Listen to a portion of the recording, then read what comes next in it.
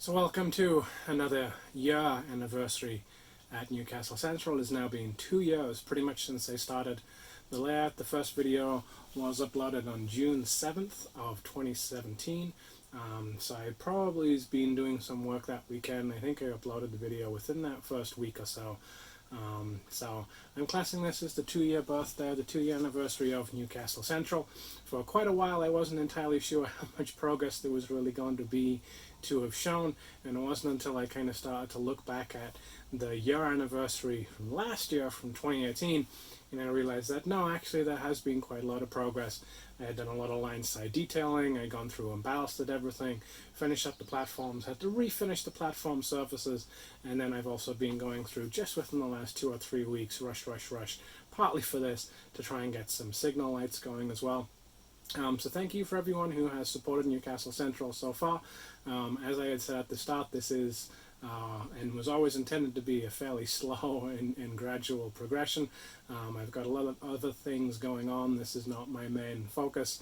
I also do some N-scale stuff, which I've got a decent little shelf layout that's starting to develop here as well. So I have other projects that I work on too, but hopefully you've enjoyed the progress so far at Newcastle Central.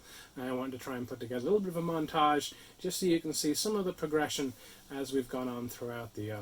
So all the best for this next year. I'm hoping that once we get to the 3rd birthday, then we'll really actually start to see this station taking shape. I have been doing some playing around with laser cutter, figuring out the roofing. So that I think is really then going to start to make this look like Newcastle Central for real. So thanks for watching, and hope you enjoy this next little video montage. Got a few little bits of scenic details that came in the mail a couple of days ago. I'm starting to look at a little bit of scenic work in and around outside the station itself. So the idea here is we would have 3 different sections essentially of electrical work and trunking. This is on kind of the approach into the south side of the station. Quick and dirty little spray area, just a cardboard box that's turned to the side. Then use a piece of wood, so I've laid out all of the point motors, all of the trunking, all of those AWS ramps.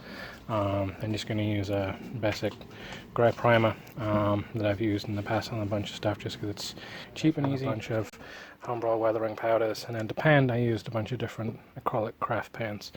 So these have been somewhat weathered with the weathering powders just to give a little bit of dirt and grime, a little bit of rust effect, and then sprayed with matte varnish. So we'll put these on the layout and see how they now look. This is now with the trunking somewhat drying, still a little bit more drying on that glue to do. It will dry completely clear, you can see at the back, but this is then some of the cabling in place, and quite happy with how that's actually working out. A little bit fiddly, having to cut it all to length and then kind of wind it down in and under the rails and stuff like that, but I do think that it works out okay. And again, if we take a look at, you know, what the actual photos of Newcastle Central would have looked like in the 80s for the point motors, you know, it was just this kind of, you know, ragtag almost of the black cabling coming out of the point motor.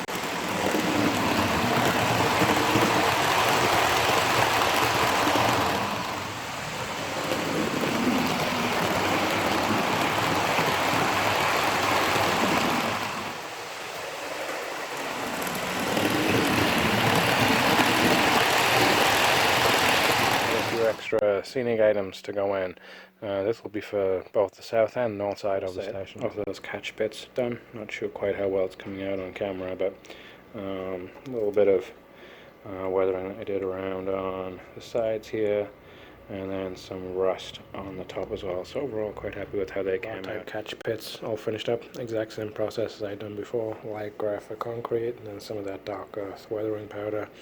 The very dark red tops, and then some of the rust weathering covers all done as well. I wasn't 100% how to paint these best, so what I went with was a very light coat of black acrylic, let that dry, then a very light coat of brown acrylic, let that dry, and then went over with kind of a copious amount of weathering powder, that rust weathering powder. I'm really glad I found those weathering powders because I think overall, you know, it's worked out pretty good. He's a little heavy in some spots. I kind of spread these out a bit along the south side of the station. Not 100% this is where they're going to stay, so these aren't glued down at all, and I also probably need to do a little bit more research as to exactly where these would be placed and why they would be placed in certain ways.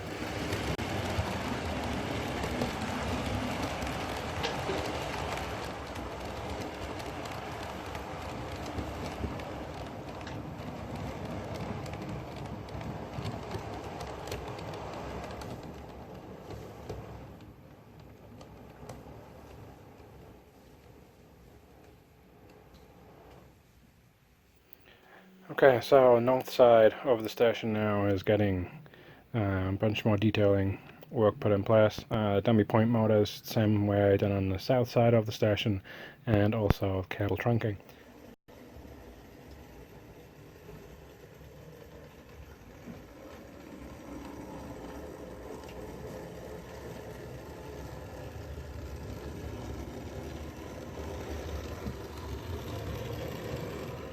So with a little bit of sunshine streaming through late in the evening here, this is the dipole signal gantry kit. It's only about £5. I got this in from Hatton's when I was ordering in some of the other line side detailing stuff.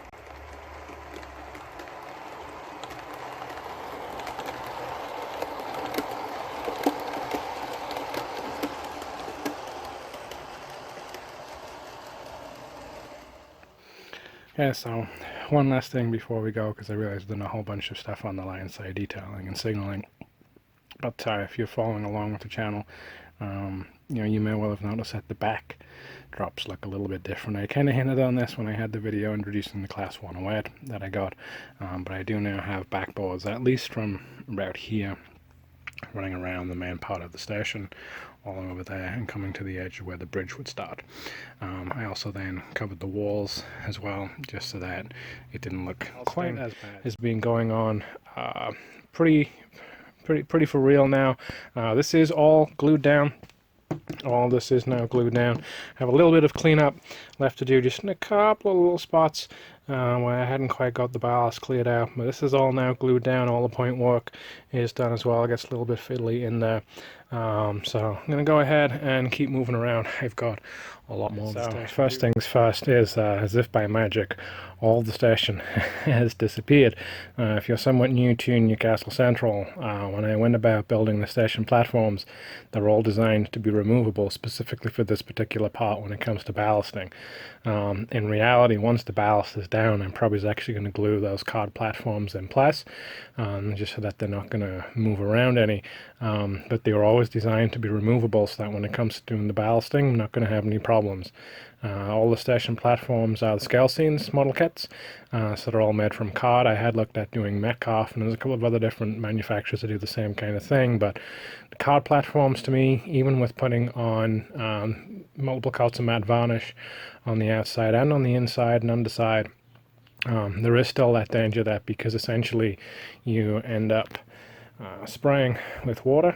So once you got the ballast down and in place, you then spray it to make it all wet, and then what you end up doing is putting on a mix of PVA glue and water. So that's a 50-50 mix of PVA glue and water with then just a little bit of alcohol, and we'll get into why alcohol in an upcoming clip, but that's essentially a lot of liquid that's going to be around a lot of card.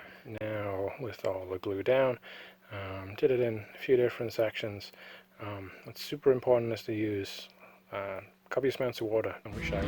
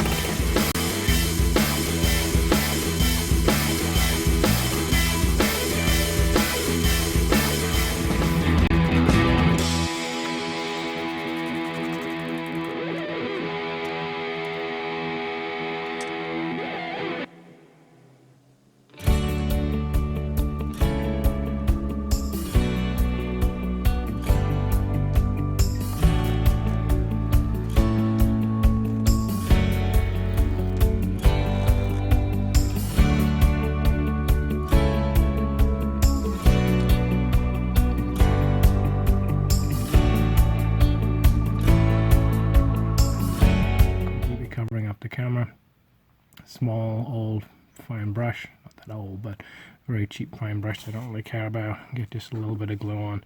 What I'm going to do is literally just paint glue inside of the tires like this.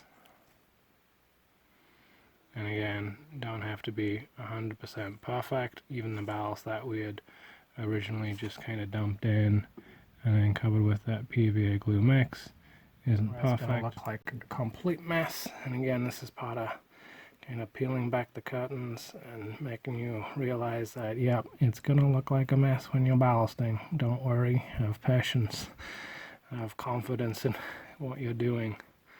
Because all I'm doing is just dumping ballast on here. I don't really care where it's going at this point, so long as it's, you know, somewhat getting on that glue that I've put in place. The next section of track that I'm going to ballast, and if you look around you can see I've also gone ahead and patched a whole bunch of other areas. Again, the same process that I had showed around here, just paint on some of that neat PVA glue, sprinkle a bunch of ballast on, probably is way more than you need. Let that dry. I'll then come back tomorrow, vacuum this up, see how it all looks.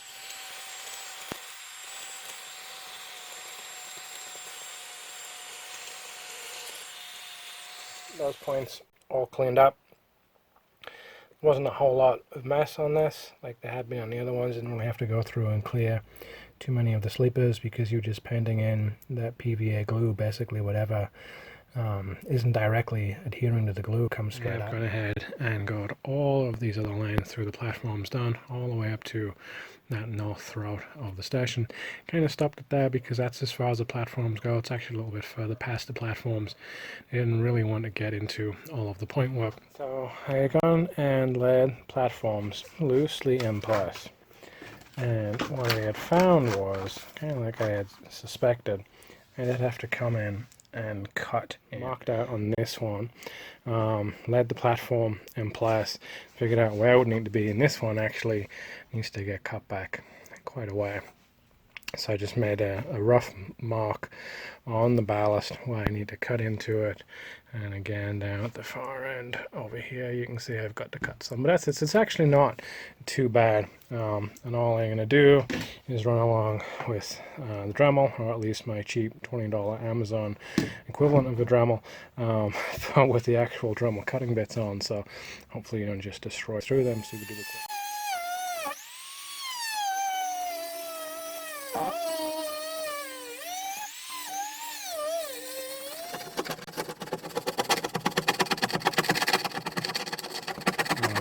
you can see now it all fits in exactly like it should do.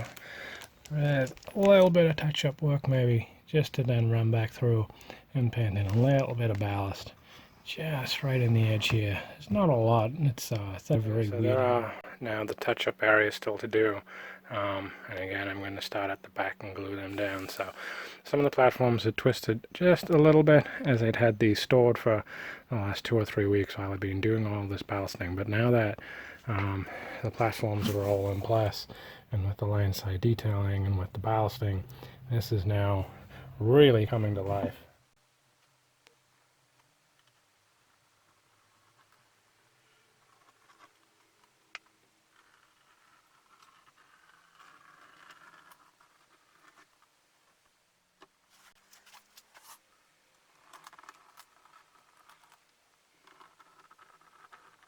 That's all of the glue in place now. So now I'm going to just lift over that platform in place. Try and line it up about as good as I can. I'm going to wiggle it a little bit backwards and forwards because again it is kind of tight along here to make sure that it's held in place. So I'll try and jockey this into position without creating too much of a mess. All that glue that we just put down. And this is where it gets a little bit tight. Excuse me for leaning over. Hopefully you're not getting a wonderful shot straight up my nose. I don't know if you like that kind of thing. So that's holding in place pretty good. And it's at the platforms all now glued in place. They're being left overnight just to make sure. So I mean, they are solid now. They are not going anywhere, which is pretty much what I was after. And so now it's just coming through just with some regular white glue and just want to get an old brush. All I'm going to do is just paint in, kind of like when I was doing touch-up work on the ballast in that last video. Just kind of going around and painting in somewhat carefully, but again, you don't have to be super precise about this. You just don't want to get glue in. I don't want to be too liberal here, because again, you're then just going to have to come through and vacuum up a whole bunch. So just sprinkling on enough that it covers over that layer of glue that we put down.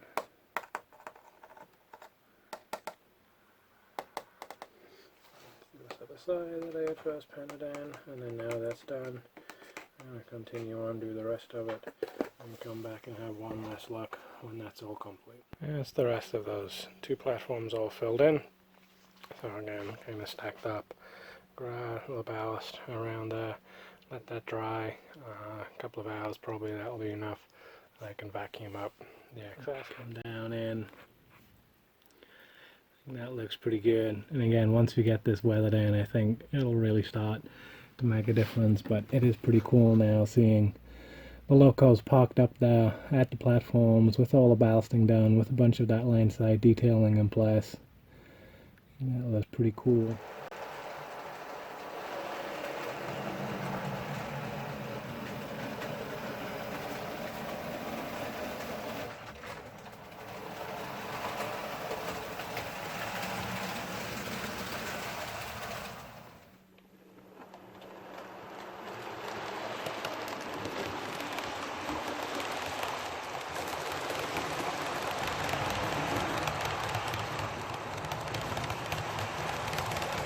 SK4 signal kit. This is actually a 3-aspect signal kit. I've already gone ahead and made up a couple of the 2-aspect signal kits. That's the finished product, what it ends up looking like. But it comes in a blister pack like this. All the plastic pieces are on a sprue. These ones have the LEDs already fit on a little PC. So Arduino, if Arduino is somewhat new, is basically just a small little microchip that you can program. So it's fairly basic. Again, it looks kind of complicated if electronics and if programming isn't your thing, but once you figured out some of the basics, it's not that bad. So disclaimers that I have done some of this in the past. This is not my first roll with an Arduino, but really all you're doing is plugging in an LED into one of the pins. Come close. Plugging into one of the pins, digital I/O pins, and so you then tell the Arduino, I want that pin to be high for on or low to be off. And obviously if it's high, then an LED would light up. If it's low, then that LED would go off. Okay, so I've made a little bit more progress here. There's even more electronics that are showing up. This is starting to get a lot more complicated than I was expecting.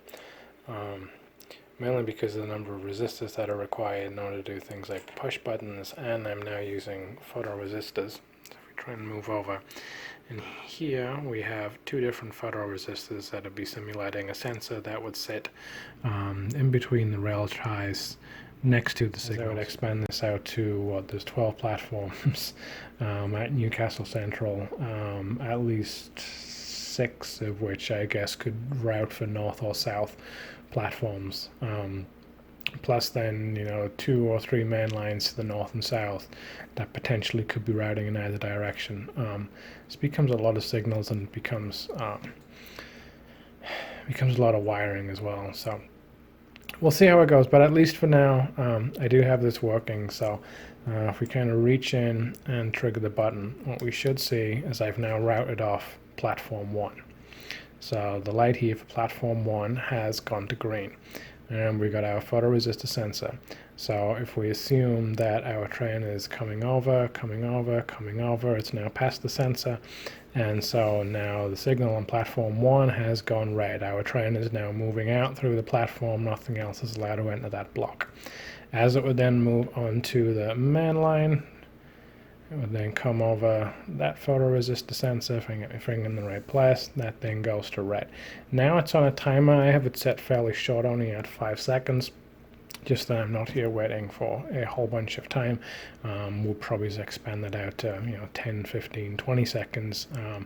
At least for proof of concept, this works. It is cool to have some signals going, and seeing how I could start to do some dispatching here and routing the trains. Run JMRI, so I have NC power cab, but it then hooks into a Raspberry Pi that's running JMRI. So I could do something with JMRI, but again, most of what I've seen is requiring different interfaces, or essentially DCC chips on to these, and so you do the routing through there, but all it's doing is really then sending a signal over DCC.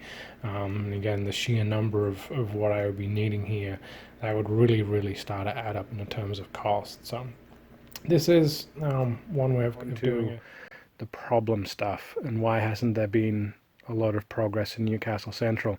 You may already be able to tell, the eagle eye amongst you may have seen some problems. My worst fears have basically come true in the last couple of weeks.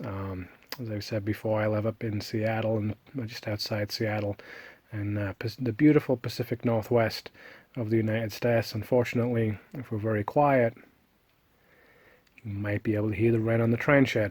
It is now rainy season, mean about 7 or 8 months out here.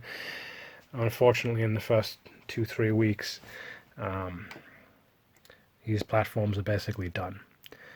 I had done my best to plan around this. I had started building these about this time last year. I think November time or so was when I first started doing platforms. I started doing this one, and I ended up having to rebuild it, and it did have problems with warping. I had then built this one, and I thought I was doing okay with warping, but then in fairness, I was mostly keeping these platforms in the garage, where it's not temperature control, but it's attached to the house. It is airtight, and so I didn't have problems. I had insulated the train shed over the winter. It's not airtight. I know it's not airtight. There's really no way that I can make it airtight, just because of what I started with. It wasn't a true shed.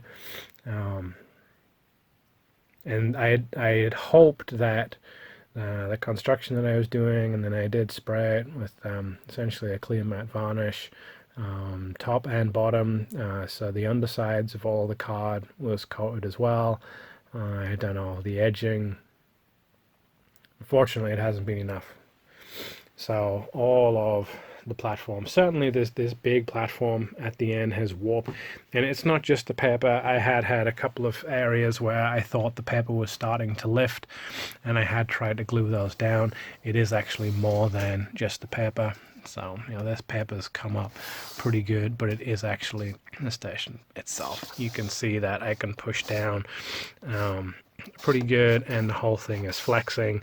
This is still crunchy. This is still hard, the paper on top, because of that clear matte varnish that was applied to it. These are the same. I got a lot of flex and movement. The paper's just all starting. Hang on a minute, lads. I've got a great idea. What it comes out as, it's a somewhat clear, milky kind of liquid to it, and we should just be able to brush it on. Might be kind of hard to see on the video exactly where I've gone. And I've gone for what's classed as a quick drying finish. Quick drying being, within 2 hours, give it a recoat. At least get, those 2 coats on, just to keep out as much moisture as possible, in case these do stay in place. Because like I say, I've then got a plan I'm going to try out. So I'm wanting to try and cut these as much as I can, so that they would be resistant to any additional water and moisture. Essentially, I'm going to do a very thin coat of plaster. So this isn't your basic wall plaster. This is kind of a cross between plaster and what would be the skim coat. So as long as this goes on pretty thin, it shouldn't crack. So it has been a few nights now since I put down that first coat on the plaster. Let it dry, sanded it down, put it in very light, then second coat, sanded it down, and this is now what we're left. Not convinced this kind of black brown is how it's going to be. I think it might be okay. Once I may then sand it down, because this is somewhat textured. I don't really need that much of a texture. So I need to sand it down a little bit, but I'm going to tap this off, spray it up, and then we'll come back and have a look and see how it turns out. So before I go ahead and spray up, this is everything taped off and masked off. I'm not going to be going all the way around spraying from different sides. This is really just to cover the top. But hopefully this is good enough to keep the track work and whatever else somewhat clean, and keep the sides mostly clean. I'm just noticing there's one spot back there. I need to go ahead and put a little bit more tape on just to keep those edge work clean, and go ahead and spray it and then check it out. So this is now what those platforms look like after 2 or 3 coats. Went on really, really weird. I was not convinced when I first started spraying this on. It's really weird. It is bizarre. It's not really a spray paint as such. It is a spray texture. Let's see if we can come in close and look. So it's actually a really, really cool finish now that it's on and now that it's drying, and it's not totally dried. So that's kind of also my other concern. I need to wait and see what this is like when it's actually dried up, in terms of what is done to the card underneath it, because it had to go on pretty thick, because like I said, there wasn't any spray paint to this, so the white plaster color underneath was still kind of showing through. So there's then, you know, a few spots where the kind of grey paper on the original, this kind of original grey texture underneath, wasn't covered in the plaster, and so when it was spraying on, it was coming through. So it's on fairly thick to try and cover that up, but I'm actually quite happy with it. So there's a couple of areas where, you know, I had pulled off some of the edge work there, and this was taped over so I didn't go on the ballast, and so that I might need to just paint touch up. There's a couple of other areas I can see that would need some touch up work, like that one on the back. I think it was actually the paper just came away. I just didn't get spray on there, but it got a little bit of the spray texture into those corners. But otherwise, this actually looks pretty good, and I think this probably is a more realistic looking texture than what I ended up with here, especially since I ended up with like 2 and 3 different shades of the color.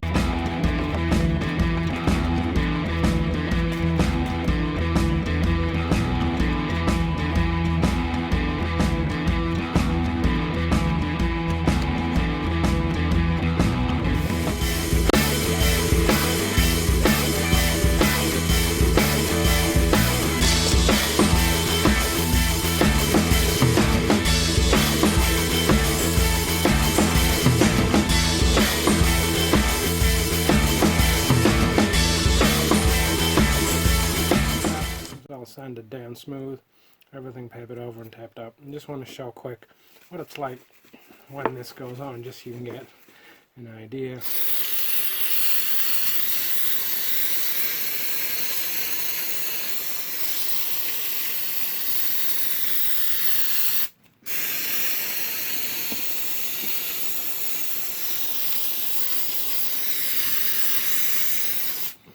This is why it's going to need a couple of coats. Actually, this isn't too bad now because I'm doing this in small sections, so this might be able to get by just with 1 coat. But that's essentially what it looks like. I'm going to go ahead and spray up the rest of it, and I will have a look back when it's all finished up. This is now all of the platforms complete. I'm actually pretty happy with how this has turned out. I'm going to come down low and get an idea. I think it does look very good. It is a little rough, but they are very solid.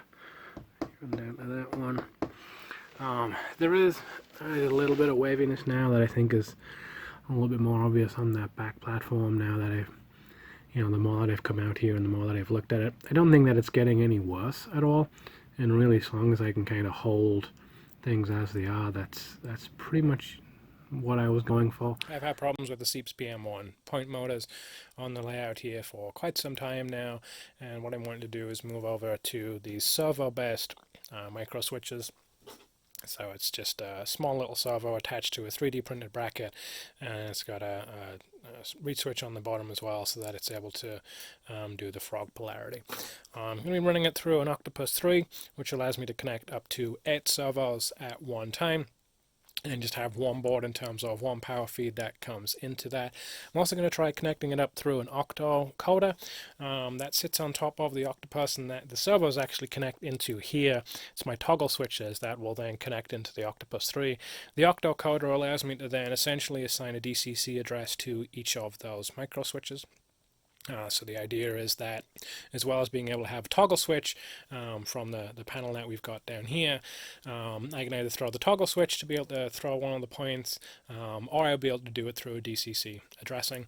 I've also then got a remote aligner here, which is designed to connect into the accessory port of the Octopus 3, and so that should hopefully let me get the micro switches and servos aligned underneath each of the points, and then basically go through with a remote programmer to be able to then set the center of the servo, to set the speed of the throw of the servo, how the distance and travel of the servo as well, and go through and essentially program all of that into the board and mount that. When you're done, you can take off center and then watch the servo again.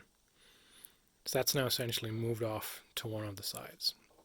Now, you can do here at this point is say, okay, I want to go ahead and I want to go and move on to the next servo, and so you can see they're moving through all the different servos that you can work on. I'm on servo 0, so press and hold. And so now I'm already set up so that I can go ahead and then choose what speed I want. So it's already kind of set in the middle, but if I want to, I can go ahead and choose to speed it up or to slow it down, however I want to do. And you can see that that light moves. So if I want to speed up the movement, it moves that way. So I'm going to go ahead and put it about in the middle. What I would then do at this point is go ahead and start to do an automatic alignment. And so what you can see very, very slowly, that servo is starting to move around. What you would end up with when that finishes, and it can take a minute or two. I'm not entirely sure if it's meant to be sensing force at this point, so it knows once it's got off to the side, but essentially what it's doing is figuring out how far left it can go, how far right. And all we've got coming into this, I forgot to say at the start, all we have coming in is our DCC in. That's it. That's all there is that drives this. So let's go in and we'll say it's time.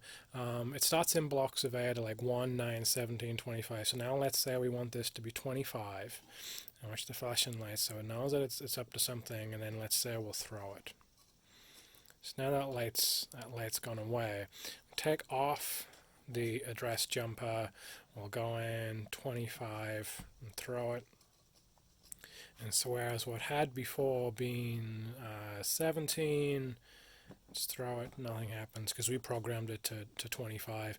And all you do is that that first one, if I plugged in a second servo, that would be 26. If I plug in a third servo, that would be 27. I'm an expert on this. I've just been doing this for a week or two, so this is the first real thing that I've completely designed from scratch, but you end up with this 3D model that you then import into Cura. There's other applications that can do it. This is just what I went with.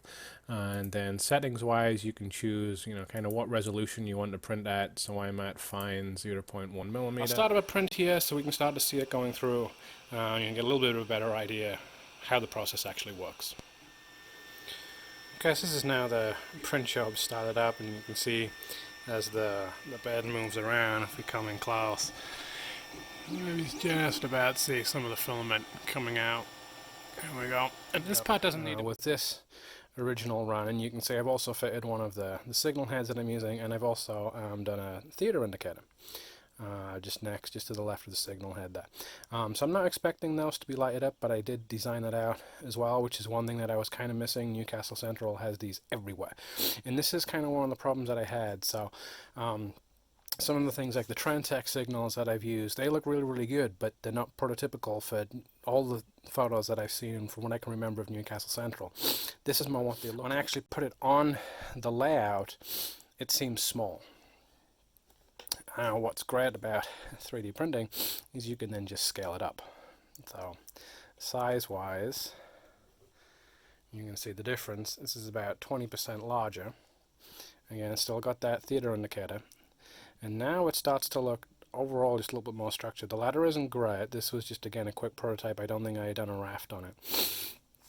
Now when we put this there, now it looks mortar size. It's actually easy to get a little bit of a production line going rather than trying to do one at a time.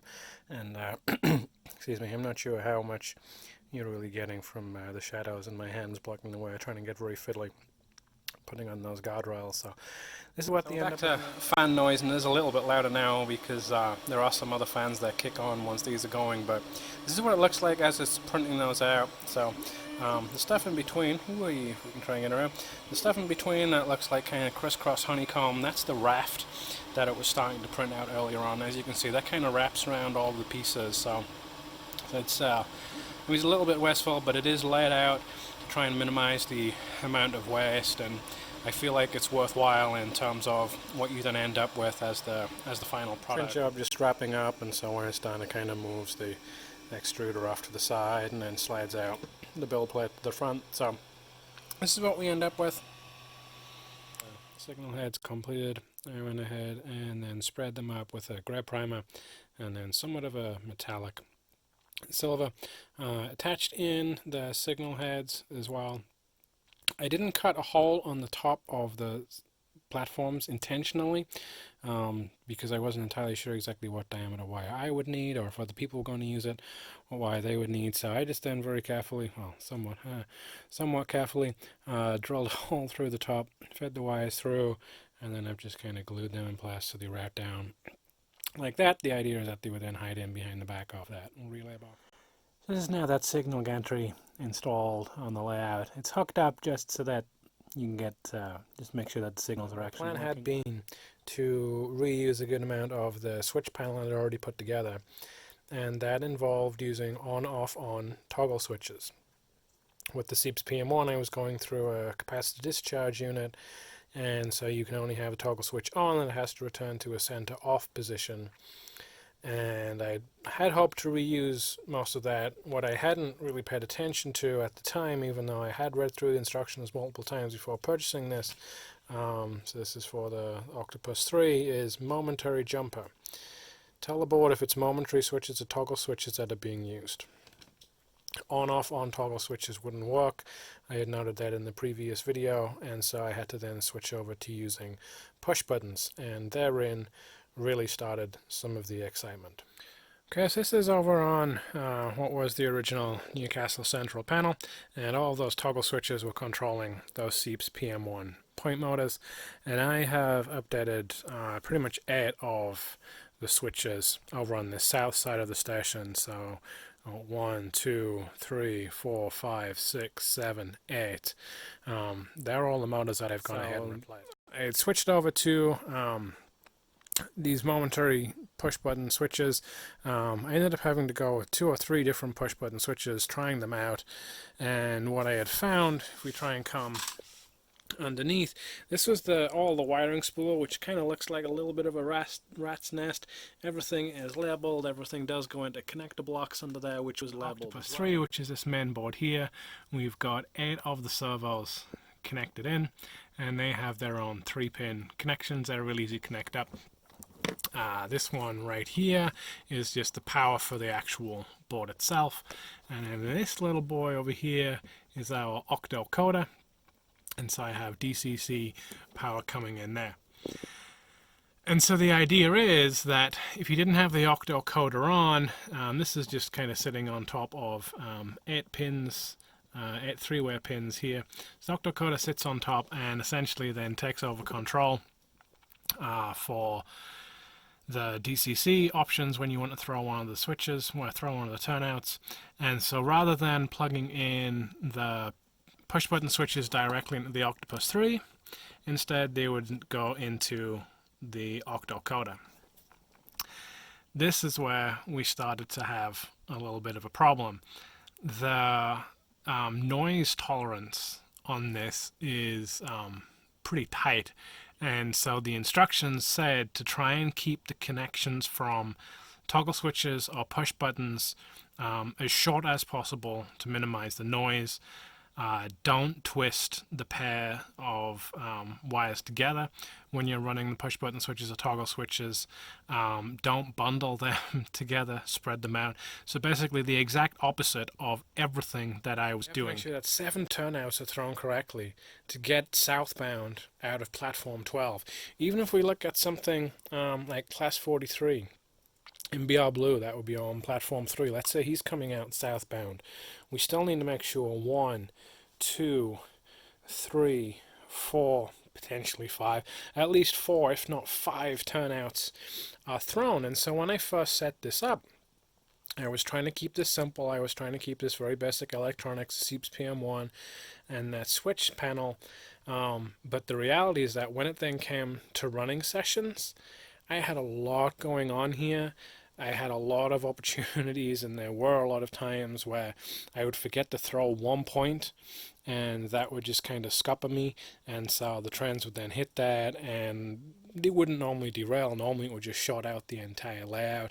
And so there was a lot of complexity that ended up coming into this just as part of a running session, and it was detracting from some of the enjoyment of doing that. And the more I looked at it, the more I realized that I already set myself up so that I could do DCC control. I was then trying to figure out signaling work, which you can see somewhat in the background as well. And I just put a video up on some of the new signal gadgets that I'm doing. I'm trying to figure out, okay, how can I best control those? And I realized that really JMRI is the plan very roughly drawn. I'll make this look a little bit nicer and space out the lines a little bit better. But very, very roughly, I've taken the plan that I had on the switch panel and basically put it into the computer. So you've still got the south side of the station, which is where all these new point motors have gone in, north side, and then I've been able to label some of the platforms as well.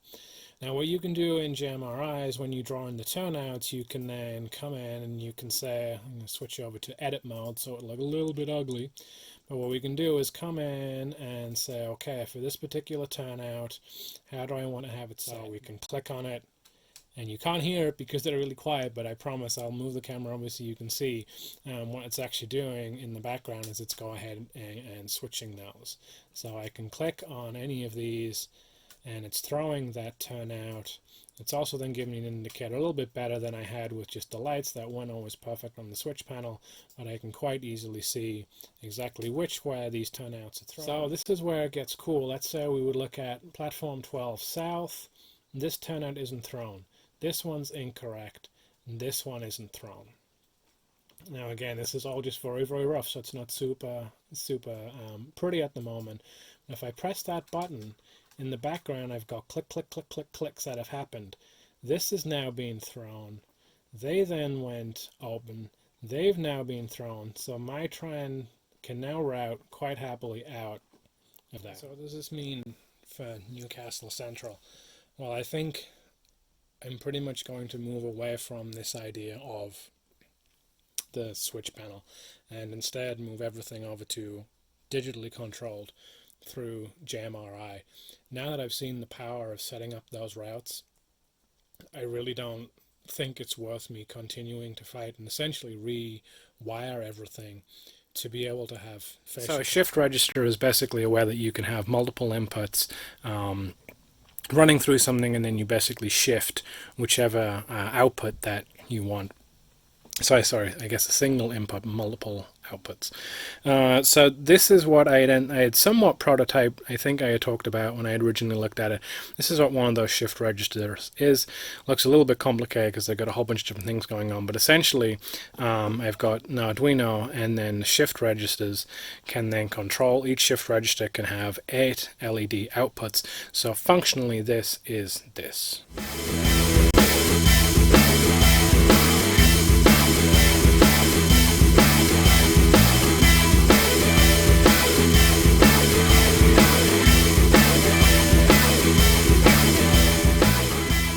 Okay, so this is now with 2 of the shift registers all soldered up together. It looks a little bit of a mess with the wiring right now, but we do have 2 of those shift registers connected. We've then got the gantry lights that are coming in. I've got the gantry lights split between 2 shift registers, so the left signal light and the middle signal light connected into this first shift register here, and that right signal light is then connected into the second shift register. Right now we just have some lights that are set. They're not connected into the turnouts or anything, so I'm just going to manually throw the lights just so you can see what happens. So I'm going to have to turn one on and then off. It's not going to be, they're not going to immediately transition the same as if they were before. We can go through and toggle the state of all the lights. And we can come down, so I click one at a time. That is now with those first two signal lights hooked up. So on the left hand side here we have what would be freight bypass. Over here we would have what is platform 8 southbound. So ignore the fact that it's a class 37 that's going to be pulling some empty coal hoppers. Pretending it's an actual passenger train or something. Or I guess it could be still freight going through there. So they're hooked up into what will be the freight bypass point. Just kind of all the way down here. It's just kind of right off to the edge of your screen. So you probably won't actually be able to see that point status, but as we would throw the point, in the background I can hear it just about here anyway. It's pretty quiet, but I can hear that change status. So now we've thrown class 47 here. We'll be able to go through. Let's say that he's now moved around. We're ready to throw the points until 37 that he can start to move. So we'll throw the points the other way. Lights will then change to red. Green is then for platform 8 southbound. What we have going on here, so these are all of the lights that we have set right now. So we've got 5 pairs, so 10 lights in total, green, red throughout. Each of these corresponds to a sensor as part of CMRI. So not a sensor, sorry, a light for CMRI. So starting at 1, we'll go down 2.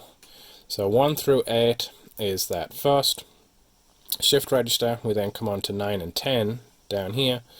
So 9 is southbound, platform 3 southbound green, that's on that second shift register. Southbound red for platform 3 is on the second shift register. So we just keep going 9, 10, and as I add more, it become 11, 12, 13, 14. So these are just internal sensors that we can use to set a state so that when we throw one of those routes, it then makes the sensor active or inactive, and that's where we can see 4 and 6 are both showing as active because it doesn't know exactly which one it is because there's that one turnout that isn't quite there.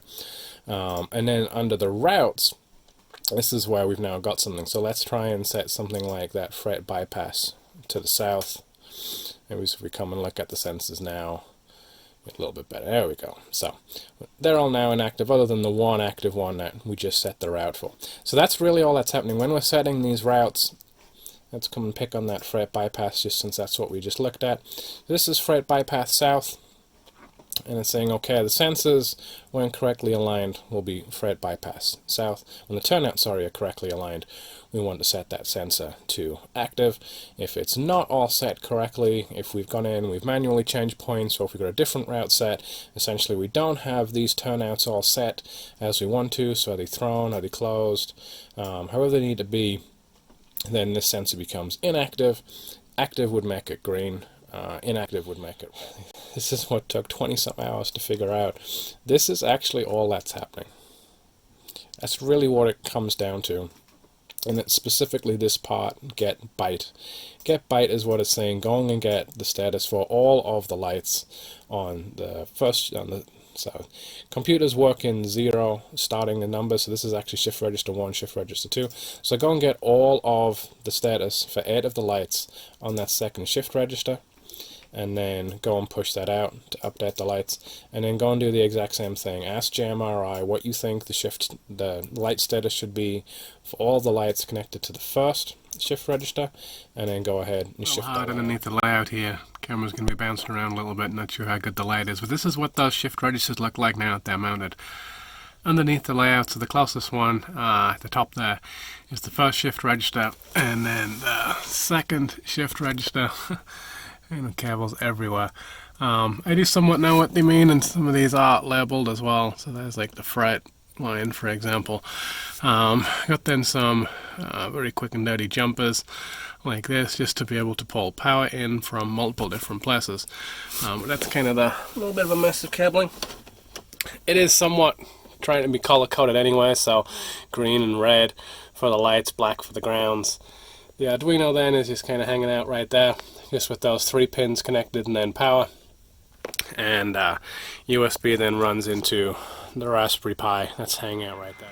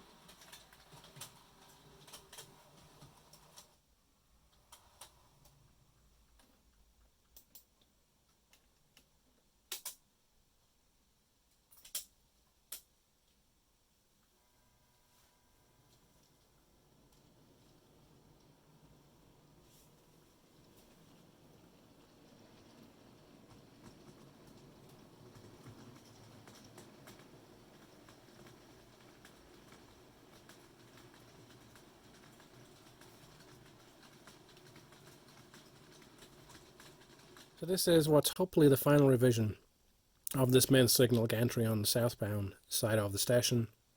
I had done a quick prototype of this before Christmas and had the lights the wrong way around, but now I think I've got them the correct way. I've also put the theater route indicators up on top. And I think this looks pretty prototypical. I'll try and put a picture up on screen now, which I know I've shown before, but that's kind of what I was going for with this signal gantry. So this is just one of the Dapol signal gantry kits. This isn't one that I've 3D printed myself or anything like that. The theater out indicators are ones that I've 3D printed and attached on top, and then it's just regular 2-aspect signals from Eve models that I've used on all the signals. Between there, on platforms 10 and 11, there's one of the double signal gantries that I had worked on. Try and move it a little bit closer so you can see.